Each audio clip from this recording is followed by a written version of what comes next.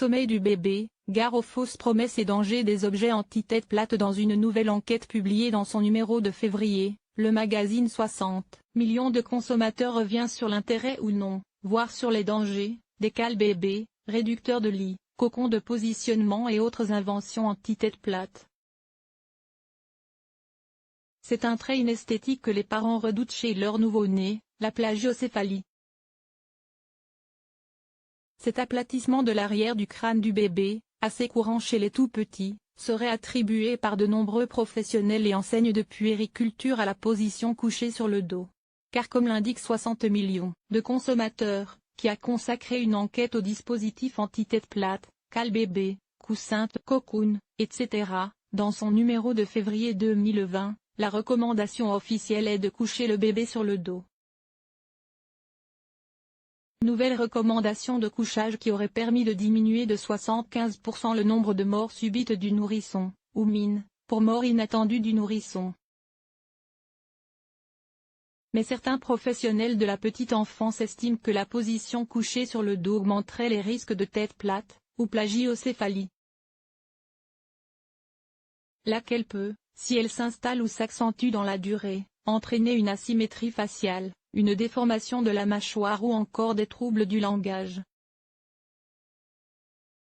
Il n'en fallait pas moins pour que de nombreux fabricants se lancent dans le créneau des objets anti-tête plate, cale-tête, coussins de tête, coussins anti-tête plate. Il existe de nombreux coussins et autres dispositifs censés diminuer le risque de plagiocéphalie, en vente dans la plupart des enseignes de puériculture. Ce produit permettrait une répartition uniforme de la pression sur l'ensemble du crâne, limiterait le phénomène d'aplatissement, indique le magazine de consommateurs, sceptique, et à raison. Car les recommandations sont très claires en matière de couchage du bébé, rien dans le lit qui puisse nuire à la bonne respiration du bébé.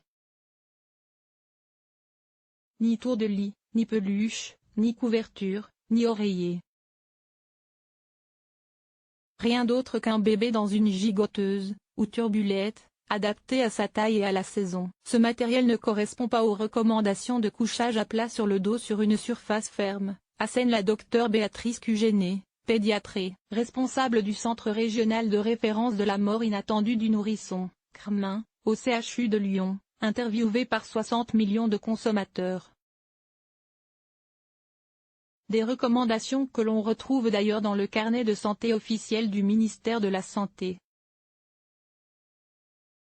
Pour prévenir le risque de plagiocéphalie, qui dépend de plusieurs facteurs, dont la position du bébé in utero ou encore la station couchée trop prolongée, mieux vaudrait plutôt appliquer ces quelques conseils, stimuler bébé lors de ses phases d'éveil en l'encourageant à tourner la tête, changer son lit de place ou sa position dans le lit pour l'inciter à tourner la tête. Limiter l'usage de transat, poussettes et autres cosy, le mettre sur le ventre sur un tapis d'éveil.